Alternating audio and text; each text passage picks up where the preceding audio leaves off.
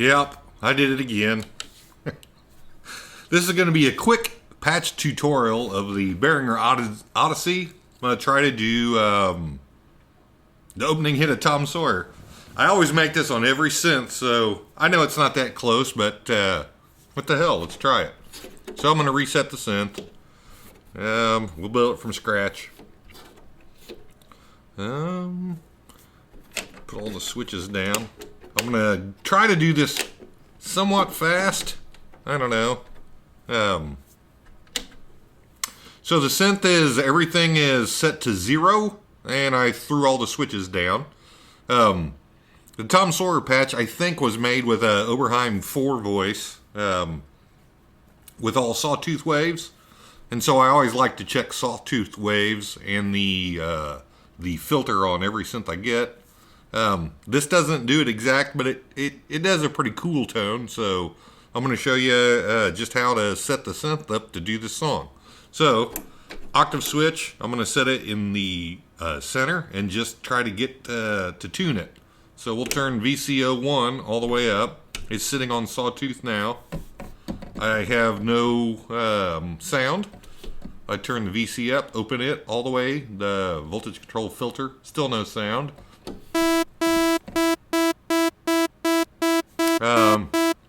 That pulsating beat you hear is because I got the ADSR on LFO repeat. Shut that off. So here's the ADSR envelope generator. This synth has two, an ADSR and an AR. We're going to do the filter sweep with the ADSR, but it has this auto LFO repeat on the bottom. I'm going to turn that off and just put it on ADSR keyboard gate, which means the keyboard will gate and start this ADSR every time.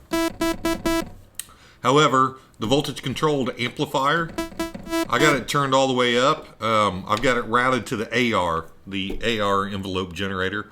It doesn't have decay or release, so I just assume those are set at 0. So sawtooth up on VCO1, let's tune it. So I got a tuner right here. There's C. Let's tune VCO2. Moved it up to a sawtooth. I set them in the center just to give me room to adjust.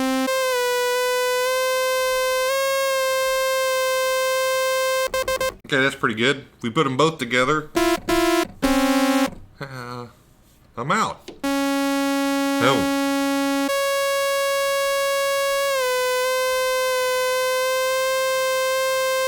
VCO1 to C.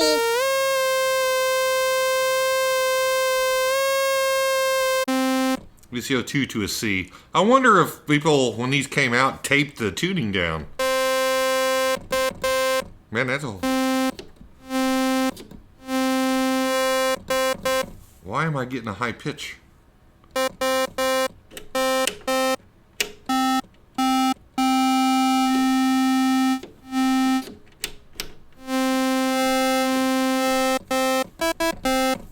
I think it's generating a octave high overtone, so let's move the pitch just a little. Yeah, that's pretty fat there. Okay, so I think we'll tune it 2 octaves down.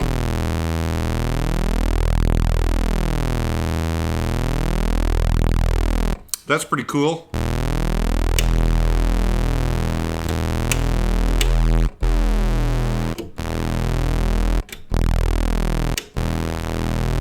I think I'm going to make one of them a square wave, just because it adds more bottom end. So let's, this is set on VCO2. Let's see if we can change the pulse width.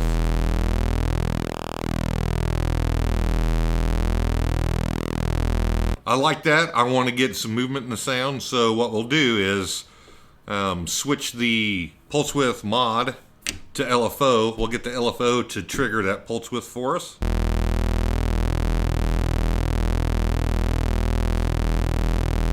Probably a little too fast.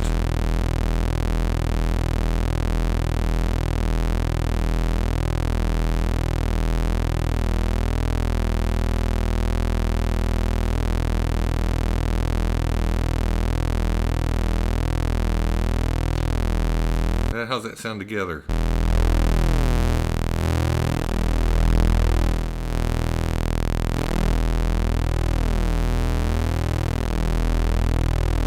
I like that. So we're getting the girth from the square wave of VCO2 and the edge from the sawtooth on VCO1.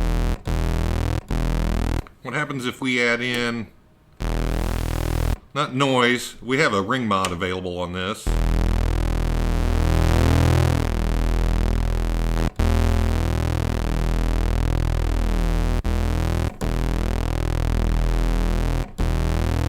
That's even more beef. Okay, so let's try to get this thing to crackle as we close the filter.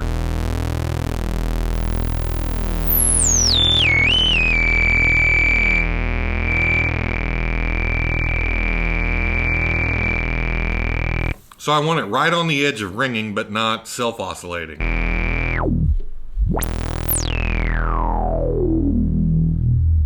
Yeah, that's pretty cool.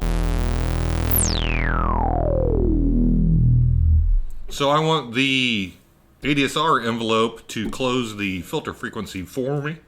So we'll turn voltage control filter, this mod fader all the way up, set to ADSR, and let's add a little attack. Of course, it's gonna go up, follow the decay, come back down. So it's opening it all the way, and then it'll start closing with the decay time. But before we do that, I want to hear the end filter.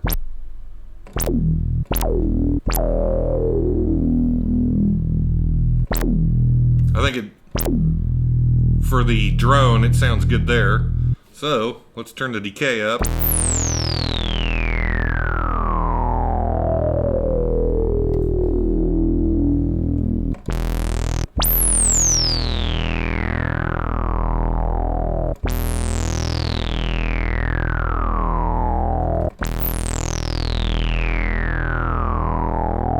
I like to hear it just oscillate and click. So the resonance is pretty high up, and I do have it set on the 2-pole. We have a choice of 2-pole, 4-pole, and 4-pole.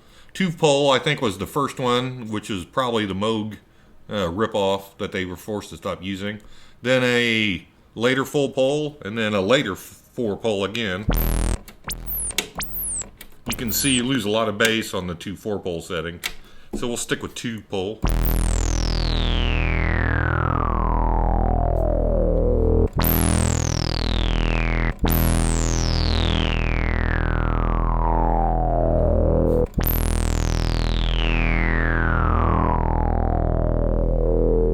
Okay, that's pretty cool.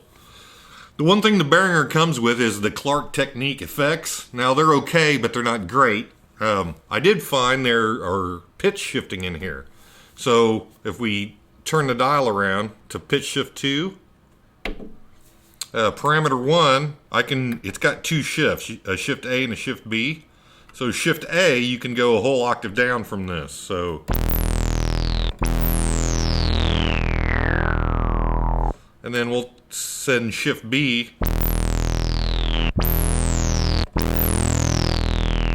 Well, it might help if you turn it on.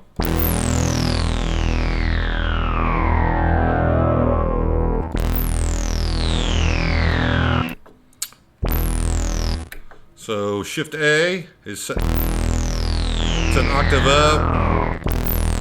That's an octave down. I like it better an octave up. Shift B is set to.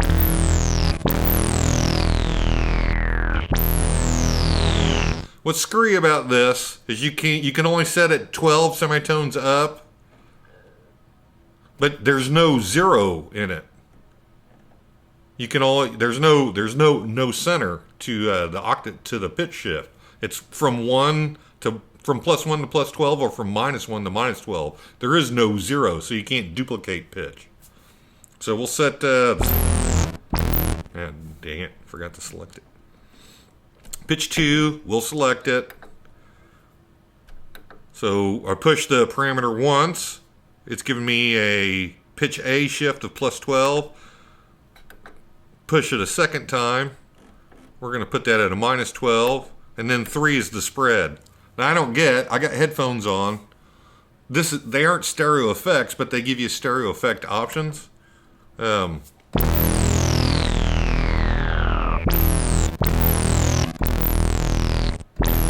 just pick wide.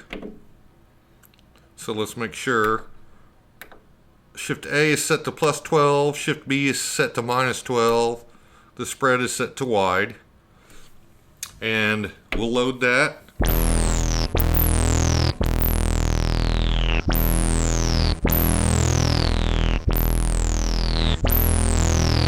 And I'll bring it in just so you can hear it, just so it thickens it up a little bit.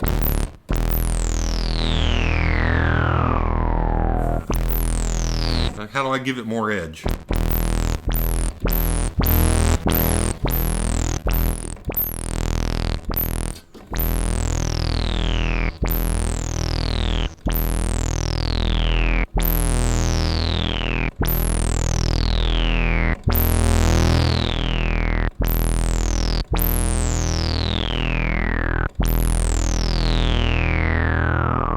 That sounds good to me there. Let's add the effect back in.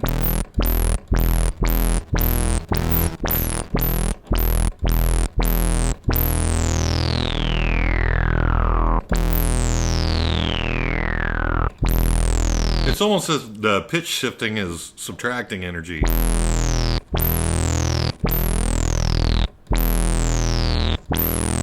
So just got a tiny bit in. And then we have drive gain. Oh, hell yeah.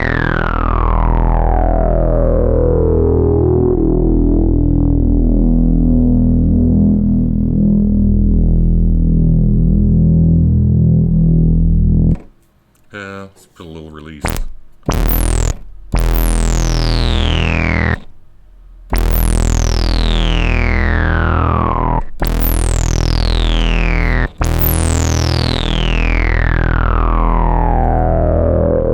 Okay. And then I always play with a stereo delay. So I've got it tapped to the tempo of the song. Okay. Okay.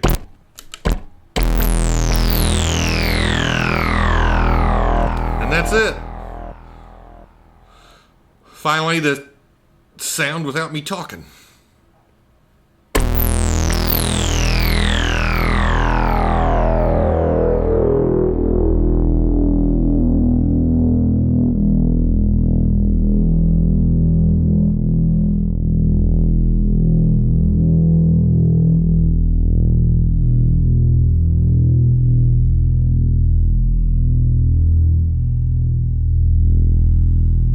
Yeah, that's pretty cool.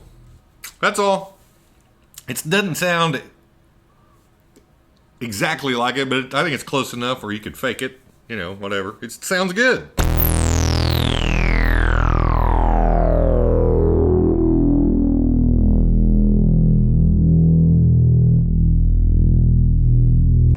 All right.